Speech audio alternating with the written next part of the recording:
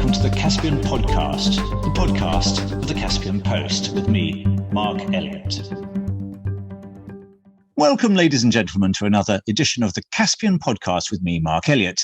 Today, Ramin Jabbarli. He's a researcher and from the University of Washington and several other places, and a teacher as well, and he looks particularly at social movements and identity. He's born in Iran from a Azerbaijani Turkish family, but he was forced to leave. What made you leave, Ramin? Hi, Mark. Thanks for having me. So, I left the country because of engaging in ethnic rights movements, so defending Azerbaijanis and other non-Persian ethnicities' rights through different activities in Iran. So, for example, what sort of things can they not do? Oh, sure. So there is ethnic discrimination in Iran against non-Persians because the country built and the country's nationalism is an exclusive nationalism. So and non-Persian ethnicities have been discriminated because of their identity. So their language have been banned in schools. So, for instance, one of my activity was actually teaching Azerbaijani language to Azerbaijanis in different locations of the country. So that was a crime in Iran. It still is a crime in Iran. I mean, that seems a little bit odd. Okay, but there's something like 30 million Turkic speakers, right? Yes, but there is no single school in Azerbaijani Turkish in Iran. Not a single school, but so tell us how you were teaching. What sort of, were you teaching in homes, in school? You can't teach in schools. Is that what you're saying? So yes. So people are interested in learning their own mother language. So they know well that there is a discrimination in the country because of their identity, but still they would learn their mother language. They would learn how to read and how to write their mother language. So that's why they try to somehow form groups and learn from those who know the language. So in their homes. So but still it's a crime to hold those classes. No, so this is because everyone that I met not everyone, but a great number of people spoke Azerbaijani Turkish. So are we talking more about written language or about literary forms? What is it that you were particularly teaching on that is against the rules? So I was teaching standard Azerbaijani Turkish. So in Latin and also, standard Azerbaijani Turkish. So we have different accent and dialects of Turkic language in the world. So Azerbaijani Turkish has its own standard Azerbaijani form. So and Azerbaijan is in northern side of the Aras River and also the southern side. When they write poems, when they write, for instance, stories, they write, or articles, they write actually in standard Azerbaijani Turkish. So written Azerbaijani Turkish. And you say that's in the Latin alphabet, a little bit like north of the border. So in Latin alphabet, also Arabic alphabet. So, but in schools, Iranian schools, it's not possible to learn in none of these alphabets, actually. Okay, so what we have then is a situation where people speak that language at home, but when they go to school and when they get jobs, they're expected to speak Persian. Is that basically the situation? So if the cities are predominantly Azerbaijani populated, but if they move to central provinces where they live with Persians or other ethnicities or just Persian-dominated ethnicities, so the social condition or economic relations actually force them to speak just in Persian, even in school, even at home, actually. So I see. So what we're saying then is that the people who have moved away from the traditionally Turkic-speaking areas have sort of almost forced to give up their culture as that would not be acceptable, and there's no way for them to have even voluntary lessons.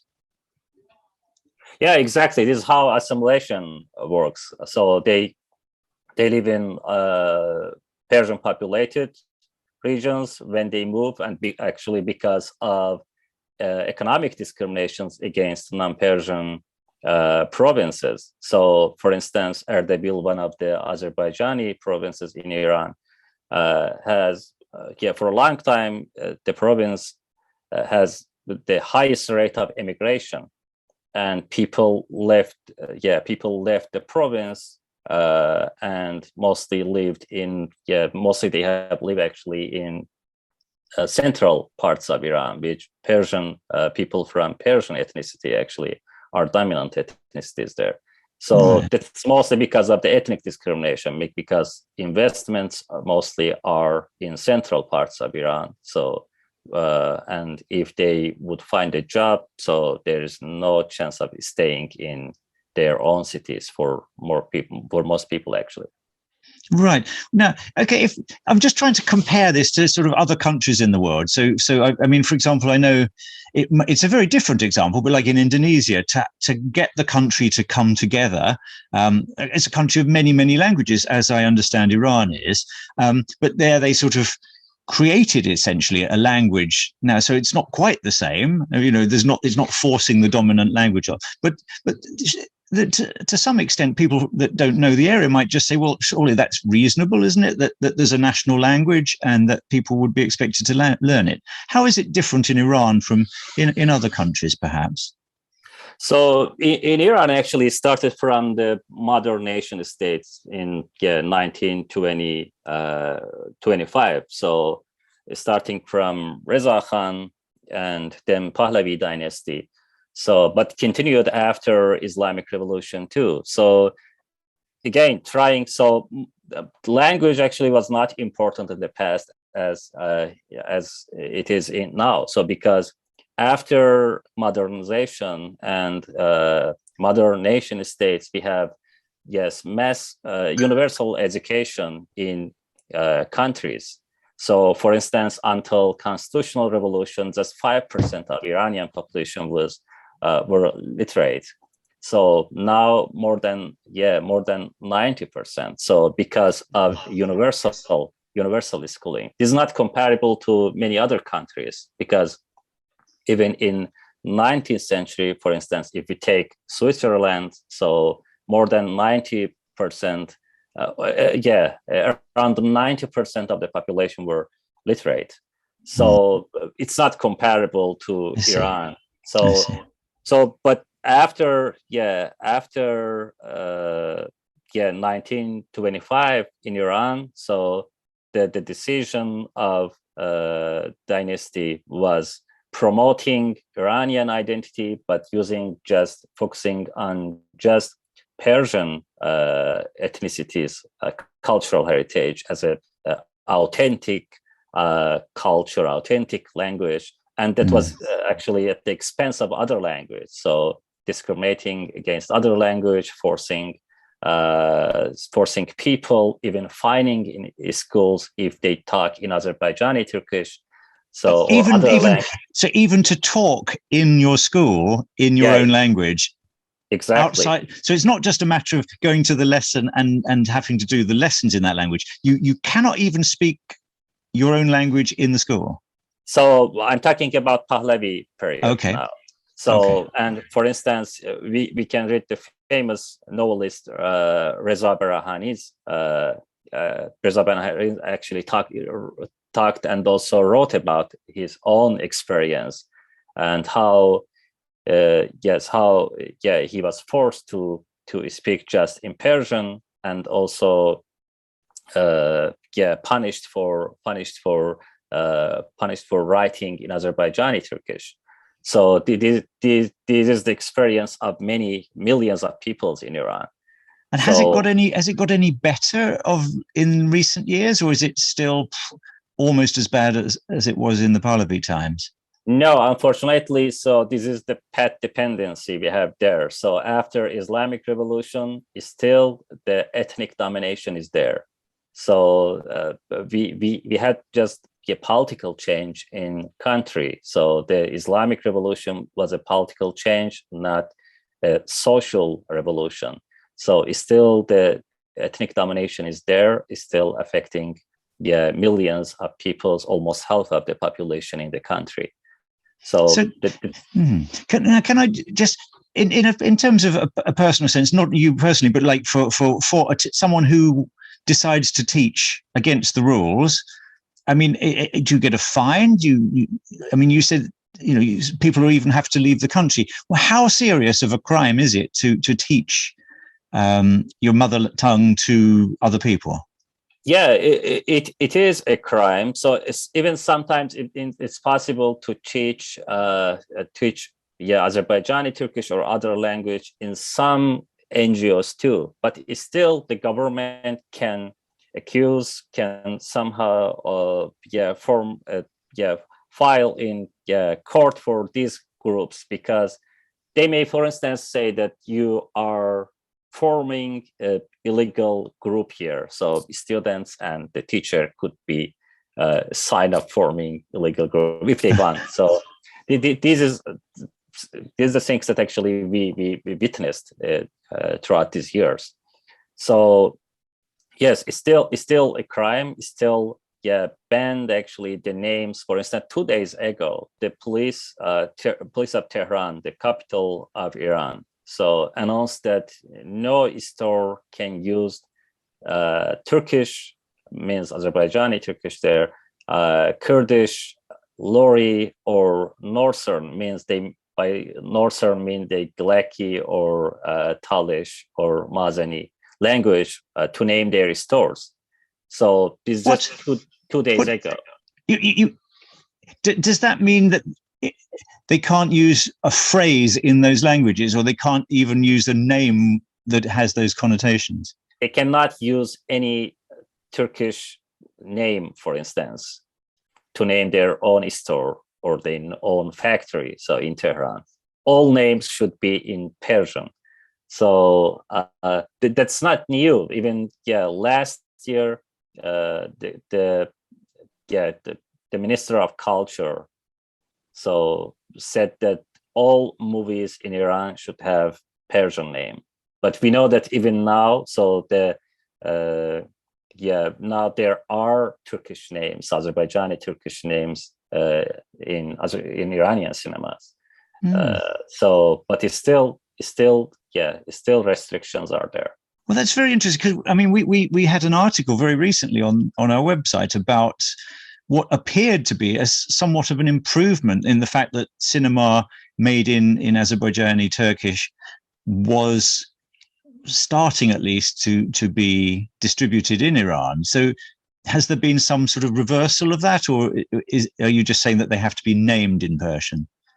So this is actually a resistance against the mainstream cinema of Iran. So in the mainstream cinema of Iran, in the case of Azerbaijanis, so the representation of Azerbaijani minority was people with lower intelligence, with thick accent, and then we have this resistance of Azerbaijani cinema, independent Azerbaijani cinema in Iran. So now they have movies in Azerbaijani Turkish, but again they are not allowed to name to name their movies sometimes. For instance, now we have a movie called Deri, means skin, in Azerbaijani Turkish, but if you see the posters there, so that's called Pust. So the Persian translation of that of the Deri or skin. So we have even though it's actually spoken in Azerbaijani Turk. Exactly. So the movie is Azerbaijani Turkish, but if you see the posters that called even skin, even in English, you can see that skin Pust, but no name of the actual name. So it's still there's a resistance. So and governments, Iranian government also has its own limitations actually for if there was a chance to ban all Azerbaijani Turkish movies, I'm sure they would do that too. But they know that there was resistance against that too. I mean, I'm just trying to try to get to the mindset of why that would be the case. I mean, after all, I would have thought that uh, the regime is under fire from outside a great deal. Surely it would be a good time to sort of embrace and try and encourage the population to be a little bit closer to the center. What's your thinking on why they would want to enforce this kind of rule? Yeah, so the problem is that they need to change their own mindset. So it's not possible to have an inter-ethnic solidarity by just favoring one ethnic group against other ethnic groups. So they still think that it's still possible to promote one identity and to unify all the peoples under the umbrella of Iranian, Persian identity. It's not possible. And that's even just in this age, this is the age of identity-oriented social movements. So we can see actually starting from a few decades ago. So around the world, we see the rise of these movements. So identity-oriented movements moving from mostly the class-based movement to identity-oriented movements. So civil rights movements and other feminist movements and ethnic rights movements. So I think that the policy has failed. So, but it's still, they persist to use the same mechanism in Iran. Now, I've got a couple of questions arising from past podcasts I've done where people have had a slightly different view. But one quote I have here: Azerbaijanis are not in as bad a situation in Iran as other minorities. They're not oppressed, and they're represented at all levels of government. That was one of our speakers on another podcast. How would you respond to that? So Azerbaijanis and all other, even when we compare just Azerbaijanis to Azerbaijanis, Azerbaijani who lives in Tabriz or Tehran compared to Azerbaijanis who live in, for instance, rural region of Erdebil. So they have different situation too. So by comparing Azerbaijanis to other non-Persian ethnicities, compare Azerbaijanis to Persians. So because they all are citizens of Iran. And also when we talk about structural inequalities in Iran, when we talk about institutionalized racism, it wouldn't be a serious discussion to say that some Azerbaijanis are in state, or they somehow have some positions, because we are talking about social problem there. We are talking about social issues which impact actually lives of Azerbaijanis and many other ethnic groups. So if we compare, for instance, the same issue to other countries. So in Rwanda, more than 60% of legislators are women. So still there are discriminations against women. So in the United States, so Barack Obama was a Black president, but still there was discriminations against Black people. In Soviet Union, again, so yeah, it's a very fair point. Yes. Joseph Stalin was Georgian, but we know the suppression against Georgian people by Stalin. So it's not I think it's very argument. And one other that Alex Vatanka gave us was a curious idea, which it seemed a little odd at the time, but that it would be possible in certain circumstances, well, possibly, it wasn't necessarily the case, but that it might be possible for that if Azerbaijan, the Republic, north of the Araz River, seriously displeased Iran, that it might be possible for the Iranian regime to mobilize millions of Azerbaijani Turks of Iranian nationality against the regime in Baku. I think people in Baku would think it might be the other way around. But do you think that's even realistic? And what sort of reaction would you have to that? Indeed, Iran has tried this for years, but this plan actually has failed because of, I think, a single issue. because there was no social base of Iran, strong social base of Iran in the Republic of Azerbaijan. So Iran tried to use Shia identity to mobilize some groups, but that didn't actually go beyond just the village, the Nardaran village in the Republic of Azerbaijan. So there is no social base, religious social base in the Republic of Azerbaijan, because the Republic of Azerbaijan is one of the least religious countries in the world, even less religious than many European countries. So how it's possible to do that? Also, when we talk about Azerbaijanis in Iran, so we are talking about aggrieved population there because of the discrimination they experience, because of their language, economic discriminations. So that's why. That's why even in the Second Karabakh War, we witnessed protests in support of Republic of Azerbaijan, even not in Azerbaijani provinces. Even in Tehran, we had protests of Azerbaijanis against Iran's policy, Iran's policy of Azerbaijan and Armenia there. So I think the main issue is the lack of social base. Iran has no social base for mobilizing Azerbaijanis there against the Azerbaijani government, but because of the discriminations in Iran against Azerbaijanis, so they formed a salient Azerbaijani identity inside Iran, which is, I think, politically relevant. Yeah, and finally, let's just move to environment. Now, I've read a couple of things that you've written about water.